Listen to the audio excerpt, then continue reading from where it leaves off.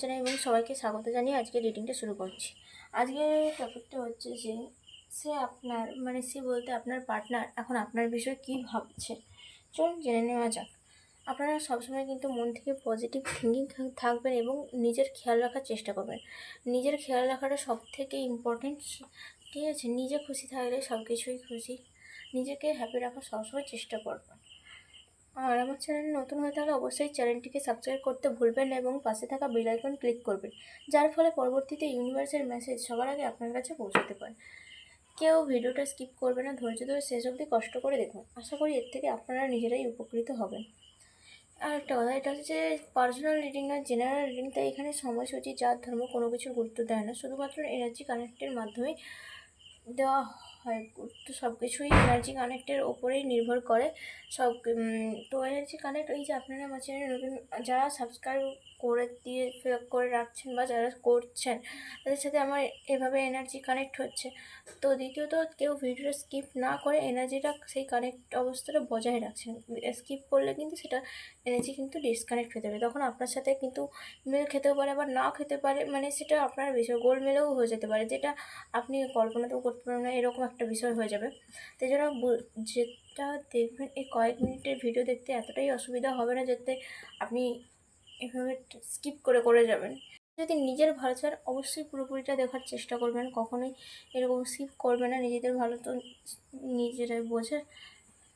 চলুন বেশি কিছু না বলে শুরু করা যাক। এবার ইউনিভার্সকে ধন্যবাদ জানিয়ে শুরু করি।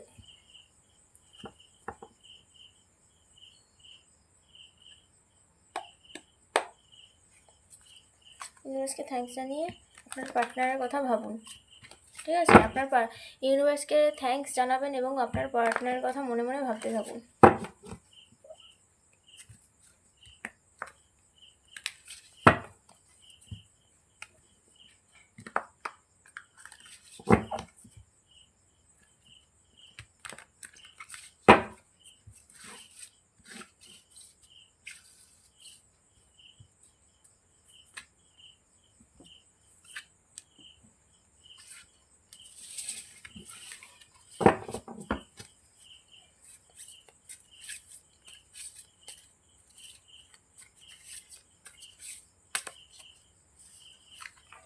ওকে, চলুন দেখে নেওয়া যাক আপনার পার্টনার এই মুহূর্তে আপনাকে নিয়ে কী ভাবছে।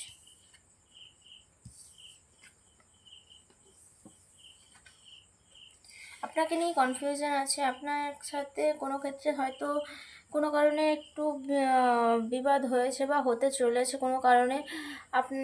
হয়তো আপনার সাথে আপনার কোনো পার্টনারের কোনো কনফিউশন আছে, যেটা আপনাদের দুজনের মধ্যে কোনো একটা নিয়ে ঝামেলা চলছে বা হতে চলেছে।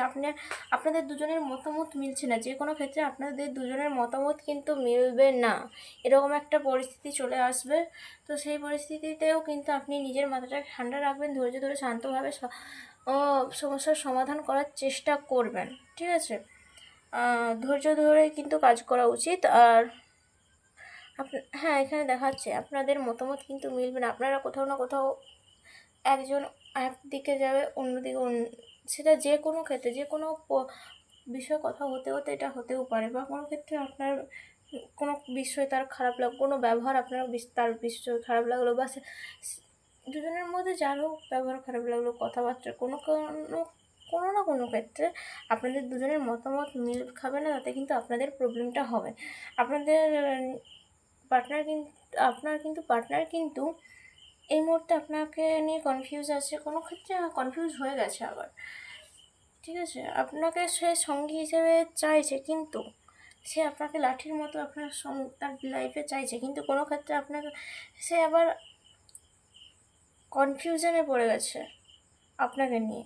সেই কনফিউশনটা কী কারণে, সেই আপনার জন্য যে এই মতভেদ তার, সেটা কিসের জন্য সেটা জানার চেষ্টা করুন, সেটা বোঝার চেষ্টা করুন, বুঝে সেই রকম ব্যবস্থা করুন। এই যে সে আপনাকে নিয়ে কনফিউজ আছে, মতভেদ হচ্ছে তার মনের মধ্যে, সেক্ষেত্রে আপনি যদি এই অবস্থায় হাল ছেড়ে দেন, আপনি যদি তাকে বোঝার না চেষ্টা করেন, কী হয়েছে সেটা বোঝার না চেষ্টা করেন, তাহলে কিন্তু কোনো সম্পর্কই টিকবে না। কোনো সম্পর্ক এমন নেই যে একে অপরকে না বুঝেই সেটা টিকে যাচ্ছে। একে অপরকে বুঝতে হবে, একে অপরকে জানতে হবে, একে অপরের সঙ্গে থাকতে হবে, সমস্ত প্রবলেম সলভ করতে হবে দুজনের পাশাপাশি থেকে। বুঝতে হবে একে অপরকে, বুঝে আপনি আপনার কাজ করতে থাকুন।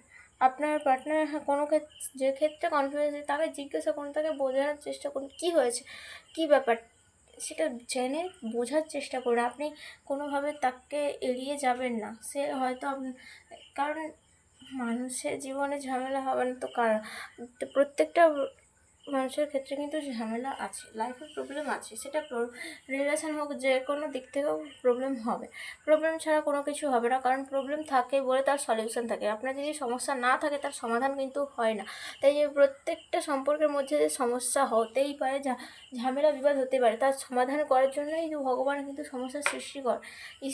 সেই আল্লাহ, সেই যীশু খ্রিস্টান, সবাই কিন্তু এভাবেই করে, ঠিক আছে। এক কথায় বলতে গেলে ইউনিভার্স। তো ইউনিভার্স আপনাকে, আপনি কিভাবে কতটা করতে পারেন সেটা হয়তো আপনার কাছে এভাবে আপনার ইউনিভার্স দেখতে চাইছে। তো সেই জন্য কিন্তু সবার আগে আপনার পার্টনার যে, তাকে বোঝার চেষ্টা করুন। কোনো ক্ষেত্রে যাদের যাদের হয়েছে তাদের ক্ষেত্রে বলে দিচ্ছি, তারা তো বুঝতেই পারছেন যে কী করতে হবে। যাদের যাদের হতে চলেছে তারা আগে থেকেই সেফটিতে থাকুন। তারা এমন কোনো কিছু করবেন না যাতে আপনার যে পার্টনার আপনার উপর হার্ট হয়ে যায়, আপনার কোনো কিছুতে সে আঘাত পায়, এরকম কিছু করবে না। আর সে যদি কিছু করতে থাকে বা কোনো ক্ষেত্রে, তাহলে সেটা আপনি আঘাত পেয়েছেন আমি বুঝতে পারছি, আঘাত পাবেন সেটাও বুঝতে পারছি, কিন্তু সেই আঘাতটাকে একটু সরিয়ে রেখে তাকে বোঝানোর চেষ্টা করুন। তারপর তাকে এই আঘাতটা কথা বলবেন যে কি হয়েছে, কেন করে এইরকম করলে একটা মানুষের ওপর কি যেতে পারে, সেটা আপনি বোঝাবেন। সেই আঘাতটা নিয়ে জেদে বসে থাকলে হবে না, আপনাকে সেটা বলতে হবে, তাকে বোঝাতে হবে। আপনি বোঝানোর পর তারপর তাকে বোঝান যে এই আঘাতটা কতটা কষ্টের। যে কোনো ক্ষেত্রে আঘাত পাওয়া, বিশেষ করে মেন্টালি, মনের দিক থেকে আঘাত পাওয়াটা খুবই কষ্টের বিষয়। শারীরিক কষ্ট থেকে মনের কষ্টটা কিন্তু সবার আগে। মন থেকে যদি কেউ খুশি থাকে, অবশ্যই সে অনেক সমস্যার সমাধান করতে পারে, অনেককে বড় বড় জয় করতে পারে। কিন্তু মন থেকে যে অসন্তুষ্ট থাকে, যে মন থেকে শান্তি পায় না, তার ক্ষেত্রে কিন্তু কোনো কাজই শান্ত মতো হয় না, কোনো কাজই ঠিক মতো হয় না। তাই জন্য মনকে শান্ত রাখুন, ধৈর্য রাখুন, শান্তভাবে সব কাজ করার চেষ্টা করুন, ধীরে সুস্থে সব প্রবলেম সলভ করার চেষ্টা করুন। আশা করি বুঝতে পেরেছেন কী করতে হবে, কী না করতে হবে, কী হতে চলেছে, কী হয়ে গেছে। আশা করি সব কিছু বুঝতে পেরে গেছেন। যদি ভিডিওটাকে ভালো লেগে থাকে অবশ্যই ভিডিওটি লাইক, কমেন্ট, শেয়ার করতে ভুলবেন না, এবং যদি চ্যানেল নতুন হয়ে থাকেন অবশ্যই চ্যানেলটিকে সাবস্ক্রাইব করবেন এবং পাশে থাকা বেল আইকন ক্লিক করবেন। দেখা হচ্ছে নেক্সট ভিডিওতে। আজকের জন্য একটুকুই, টাটা, বাই বাই।